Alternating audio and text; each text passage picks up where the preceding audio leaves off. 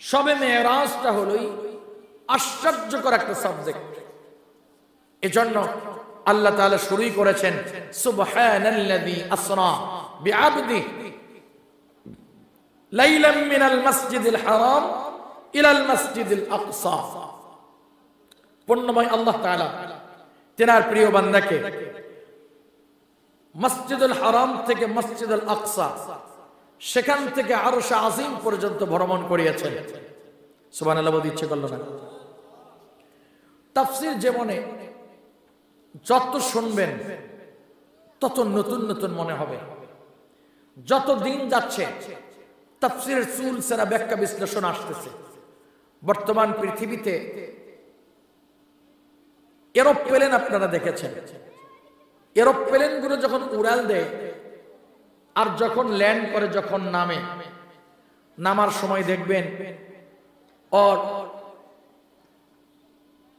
পিছনে 2 2 4 সামনে একটা চাকা বের হয় ভেতর থেকে, পেটের ভেতর থেকে বের করে দেয়। খেয়াল করেছেন কেউ? জি। যখন নামে তখন দেখবেন চাকা বের হয়েছে, আবার যখন মাথা উঁচু করে উড়াল দেয় তখন চাকাগুলো ঢুকে যায়। আমি এই কথাটা কেন বলছি?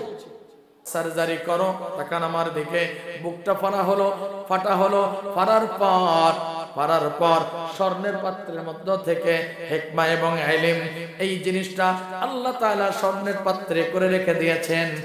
আর জমজমের পানি দিয়ে সব কিছু পরিষ্কার করা হলো, আর হিকমত আর ইলম গুলো বিশ্ব নবীর সিনা মোবারকের মধ্যে ঢুকিয়ে দাও। আবার বন্ধ করা হলো। তাম পৃথিবী যত ডাক্তার আছেন ওপেন হার্ট সার্জারি করা হয়। আমার আপনার নবীজি এই ওপেন হার্ট সার্জারি থেকে তারা শিক্ষা নিয়েছেন। এবার যখন বিশ্ব নবী ওপেন হার্ট সার্জারি কমপ্লিট, আল্লাহ তাআলা জিবরাইল আমিনকে বললেন 3টা স্টেশনের মাধ্যমে আপনি মসজিদুল আকসা পর্যন্ত পৌঁছবেন। এই বুরাক 3টে জায়গায় ব্রেক হবে। কয়টি? গভীর মনোযোগ। 3টা স্টেশন। প্রথম হলো ইয়াসরিফ, বাইতুল্লাহিল হারাম, মিনাল মাসজিদিল হারাম ইলাল মাসজিদিল আকসা, মিনাল মাসজিদিল হারাম ইলাল মাসজিদিল আকসা। ও জিবরাইল, আপনি এখন কোথায় নেবেন? বলে আপনাকে নেব ওই জায়গায় যে জায়গার মধ্যে ঘুমিয়ে আছেন আপনার আব্বা। সুবহানাল্লাহ। বিশ্বনবী বললেন জিবরাইল, এবার যখন বিশ্ব নবীর বাবার কবর জিয়ারতের পার্শ্বে, কবরের পার্শ্বে নিয়ে আসলেন, যেটা সোনার মদিনা, ইয়াসরিবে নিয়ে আসছেন। এখান থেকে নিয়ে বললেন চলুন 2 নাম্বার স্টেশন জাবালে তুর, তুর পাহাড়। এই জায়গার মধ্যে আপনাকে নিব, কারণ হলো এই তুর পাহাড় থেকে জাবালে মুকাব্বার এবং তুর পাহাড় পার্শ্ববর্তী। জাবালে মুকাব্বার ওই পাহাড়কে বলা হয় যেই জায়গায় সুলাইমান পয়গম্বর 3 লক্ষ ইনসান এমপি মন্ত্রী, 3 লক্ষ জিন এমপি মন্ত্রী, 6 লক্ষ জ্ঞানী গুণী ব্যক্তিবর্গদেরকে লইয়া বিশাল একটা বহর নিয়ে এই জাবালে মুকাব্বার, এই পাহাড় থেকে উড়াল দিয়ে তামান পৃথিবী ভ্রমণ করতেন। এই পাহাড় পর্যন্ত দেখানোর জন্য বিশ্ব নবীকে এই লাইলাতুল মিরাজে আল্লাহ তাআলা পৌঁছিয়া দিলেন। আল্লাহু আকবার। কারণ আমার আপনার নবীজি ইমামুল মুরসালিন, সকল নবীদের নবী, সরদারে দো জাহান, তুর পাহাড়ে নিয়ে আসলেন। ঠিক এই জায়গার মধ্যে দিলটাকে নরম করেন আমার মা বোন। বিশ্ব নবী নাকের মধ্যে জান্নাতের সুন্দর খুশবু।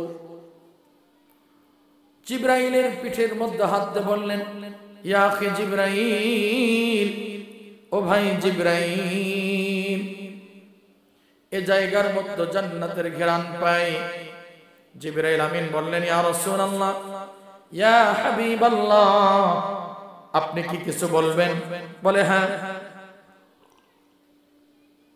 এই যে সুন্দর জান্নাতি খুশবু আসে কোথা থেকে জানতে চায়।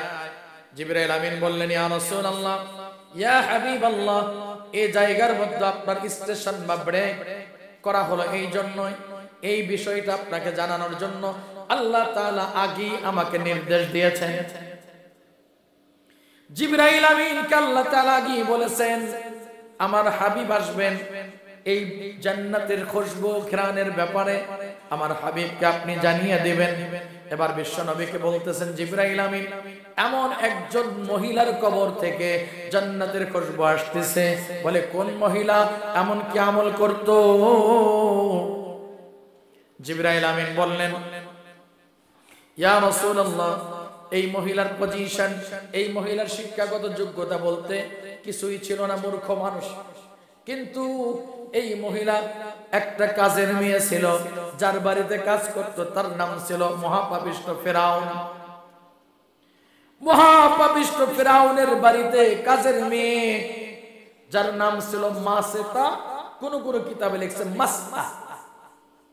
দুইটা রিওয়ায়াত, নোটেবল পয়েন্ট। একটা হলো মাসেতা 6 একর, আর একটা হলো মাসতা, আরবি ভাষায় মাসতা।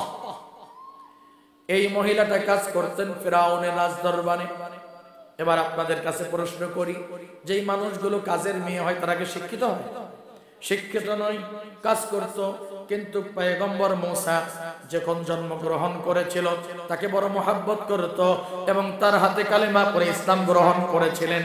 এই অপরাধে ফেরাউন তাকে একে একে কলিজার টুকরা তিনটে সন্তানকে নৃশংসভাবে যখন হত্যা করেছে, আর মাসে তাকে বলছিল মাসেতা, এখনো তোমার সময় আছে, যদি তুমি বাঁচতে চাও আমার প্রতি ঈমান আনো, আনা রাব্বুকুমুল আ'লা। সঙ্গে সঙ্গে বলেছেন তোমার মতো জানোয়ার, তোমার মতো জালেম, তোমার মতো স্বৈরাচার কোনোদিন খোদা হতে পারে না। কথা বলেন না কেন? আমার বাংলাদেশের দীর্ঘদিনের ক্ষমতার মসনদে বসা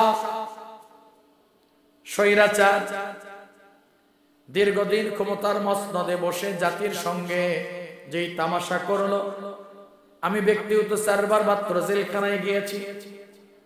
আমি 4 বার জেলখানায় যাওয়া। আমার মামলা আছে রাজশাহীতে, আমার মামলা আছে কুমিল্লায়, আমার মামলা আছে ময়মনসিংহ জামালপুরে, আমার মামলা আছে আমার নিজ জেলায়। প্রিয় ভাই, আমার মতো আমি তো ছোট্ট মানুষের কথা বলছি, হাজার হাজার আলেম যাদের আপনারা খবরই জানেন না, 2-4 ডজন মামলা নিয়ে তারা আজকের মাহফিলে কথা বলছেন। কথা বলেন না কেন? আমার বাংলাদেশের বর্তমান যুবকদের আইডল মিজানুর রহমান আজহারি দীর্ঘ কত বছর দেশে ছিল না, এখন আসছে। লক্ষ লক্ষ মানুষ হয়। এই লক্ষ লক্ষ মানুষ কেন হয়? এখন আবার আরেক শ্রেণীর মানুষের গা জ্বলা শুরু হয়েছে। কথা বলে না, গা জ্বলা শুরু হয়েছে। কেন এত লোক হবে? আমি শামীম ওসমানীর মাহফিলে এতগুলো লোক, আর বড় বড় বক্তাদের একটা প্যান্ডেলে যেটা মঞ্চ করে, মঞ্চে আপনাদের চাইতে বেশি লোক বসে। কে মনে করেন আমি আমাকে ছোট বলছি তা নয়, আমি মনে করছি আল্লাহ তাআলা আপনাদেরকে কবুল করেছেন, এসেছে। কিন্তু প্রিয় ভাই, তাহলে আজ থেকে 8000 বছর পূর্বেও ফেরাউন নামক স্বৈরাচার ছিল। কথা বলেন না কেন? তার শাসনের স্বপ্ন ছিল কতদিন পর্যন্ত দেশে থাকবো? তাদের স্বপ্ন ছিল 38 সাল, আর আমাদের স্বপ্ন হলো 41। কথা বলেন না কেন? ওই ফেরাউনের 38 আর আমাদের হলো 41। তাহলে বোঝা গেল ওর থেকে 90 ফেরাউনের স্বপ্ন আরো বেশি। কথা কয় না? এখন আমরা যখন কথা বলি আর এই জায়গার মধ্যে চিফ গেস্ট প্রধান অতিথি কথা বলে, লম্বা হলে কয় স্যার বক্তব্য বন্ধ করেন, ছোট করেন, বক্তারে দেন, বলে না? কারণ আপনার কথা এখানে শোনার কোনো টাইম নাই। আপনি বক্তব্য দিতে আসছেন, কি দিবেন দেন, আপনি চলে যান, ওয়াজ করার মতো লোক আমাদের আছে। প্রিয় ভাই, আজহারি থাকতে দেওয়া হয় নাই। আল্লামা মরহুম দেলোয়ার হোসেন সাইদিকে পুষ্কর হত্যা করা হলো, মামুনুল হককে জেলের মধ্যে পচে মারা পায়তারা করলো। এরকম ভাবে একের পর এক বিজ্ঞ আলেমদেরকে নারী ধর্ষণ, নারী নির্যাতন, বিভিন্ন রকম খারাপ মামলা দিয়ে জেলে বন্দী করা হলো। আর স্বৈরাচার মনে করলো এদের জনপ্রিয়তা শেষ। আল্লাহ বলেন না, এরা শেষ নয়, তুমি শেষ। এরা বলে পদত্যাগ, আল্লাহ কয় না দেশ ত্যাগ। কথা বলেন না কেন? আমার প্রিয় ভাই, এই মাসেতা মনে আছে আপনাদের? ফেরাউনের বাড়ির কাজের মেয়ে মাসতা, বললেন স্বৈরাচার, তোর কাছে মাথা নত করব না, তোর কাছে ঈমান নষ্ট করব না। আরে আমার সন্তানকে নিয়েছো, আমাকে নিবা, এরপরেও কোনো দুঃখ নাই, তবে আমি মালিকের কাছে গেলে জান্নাত পাবো, তোর কাছে গেলে জাহান্নাম ছাড়া কোনো উপায় থাকবে না। সুতরাং আমি তোর ফাঁসির কাস্টে ঝুলবো, কিন্তু জালিম, তোর মতো জালিমের কাছে মাথা নত করব না। আমার বাংলাদেশেও আমরা দেখেছি যাদেরকে বলা হয়েছিল আপনারা এগুলো বলবেন না, আমরা যা বলি তাই করেন, যা করতে বলি তাই করবেন, যা বলতে বলি তাই বলবেন, আপনাদের কিচ্ছু হবে না, জেল খাটা লাগবে না, ফাঁসির মঞ্চে যাওয়া লাগবে না। মুজাহিদকে বলা হচ্ছে, নিজামী সাহেবকে বলা হচ্ছে এটি করেন না, ওরা বলছেন না আমরা জীবন দেব, জালেমের কাছে মাথা নত করব। এটা ঈমানদার। ইন্নাল্লাযীনা ক্বালু রাব্বুনাল্লাহ সুম্মা ইসতাকামু তাতানাজ্জাল আলাইহিমুল মালায়েকা আল্লা তাখাফু ওয়া লা তাহজানু ওয়া আবশিরু বিল জান্নাতিল্লাতী কুনতুম তুআদুন। চিৎকার করে আল্লাহু আকবার। আল্লাহর প্রতি ঈমান আনেন আর বলেন আমার রব আল্লাহ। আমার রবকে চিৎকার করে বলেন কে? আল্লাহ। ঈমান এনেছেন, অনল অবিচল আছেন। প্রিয় ভাই, আমরা আজও দেশে আছি, কথা বলেন না কেন? ক্ষমতা ছাড়াই 16.5 বছর আমরা টিকে আছি, দেশ থেকে পালাই নাই, কারণ এটা আমার মাতৃভূমি, এটা দেশত্ববোধ। আর যারা প্রীত করে অন্য দেশের সঙ্গে, বাংলাদেশে থেকে সবকিছু অন্য দেশের কাছে ইজারা দিতে চায়, তারাই দেশ থেকে দাদা বাবুর বাড়িতে গিয়ে বসে। এ কারণে মাসিতার কবর থেকে জান্নাতের ঘেরান আসতেছে। মনে কি আছে আপনাদের? আমি একদম শেষ পর্যায়ে চলে আসছি, চলেন চলেন। আমার প্রিয় ভাই, চলুন একটু আমরা সামনে যাই। এবার মাসিতা, তাকে নৃশংসভাবে হত্যা করা হলো, কবরস্থ করা হয়েছে। কবরে নামাইতে দেরি, কবরটা জান্নাত হতে দেরি নাই। ইয়া জিবরাইল, বিশ্বনবী বললেন ও ভাই জিবরাইল, এই মাস্টার তাফসীরটা শুনলাম, ব্যাখ্যা শুনলাম, ইতিহাস শুনলাম, তাহলে আল্লাহর প্রতি অনল অবিচল থাকলে আল্লাহ তাআলা কবর থেকে জান্নাতের ঘ্রাণ বের করে। ও ভাই জিবরাইল, তোমার কাছে সর্বশেষ জানতে চাই, এই ঘ্রাণটা আসবে কতদিন? বলে ইলা ইয়াউমিল কিয়ামা, কিয়ামত পর্যন্ত কবর থেকে জান্নাতের ঘ্রাণ আল্লাহ দিতেই থাকবে। 3 নম্বর স্টেশন। কয় নম্বর স্টেশন গেল? 2। 3 নম্বর স্টেশন। গভীর মনোযোগ। এটি বলি আজকের মতো আমার আলোচনা এখানে শেষ হবে ইনশাআল্লাহ। প্রিয় দিনী ভাই, 3 নম্বর স্টেশন হচ্ছে, আপনারা জানেন এই পৃথিবীতে একটি সন্তান জন্মগ্রহণ করেছেন যার বাবা নেই, তার নাম ঈসা আলাইহিস সালাম, মায়ের নাম মারিয়াম। নাম কি? মারিয়াম। বাবার নাম বলতে পারবেন না? ঈসা আলাইহিস সালাম ভূমিষ্ঠ হয়েছেন যে জায়গায় আল্লাহ তাআলা তাকে ভূমিষ্ঠ করায়াছেন। ঈসা আলাইহিস সালামের গর্ভে যখন আসেন, মাতৃগর্ভে, আল্লাহর কাছে বারবার মা মৃত্যু চায়, মালিক পৃথিবীতে 2 ভাবে সন্তান আসে, একটা হলো বৈধ আর একটা হলো অবৈধ। আল্লাহ, আমার সন্তানটা আসলো কেমনে, জাতির কাছে কেমনে জবাব দিব? আল্লাহ তাআলা বললেন চিন্তা করবেন না, ভয় পাবার কোনো কারণ নাই, বেইজ্জত হবার কোনো সম্ভাবনা নাই। সন্তান দিয়েছেন যিনি, সম্মান রক্ষা করবেন তিনি।